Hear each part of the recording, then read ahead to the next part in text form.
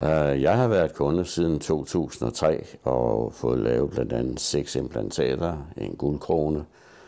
Hele overmunden i forsiden er belagt med, eller skiftet med keramiske kroner. Og der har faktisk ikke været nogen problemer med det siden. Det er en af de bedste ting ved at gå til en tandlæge, der kan sit arbejde.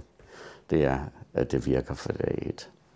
Jens han bruger jo en ekstern kæbekirurg, og den lille mand, han er for det første er han flink, og så er han meget dygtig. Det gik stille og roligt, som det var smurt.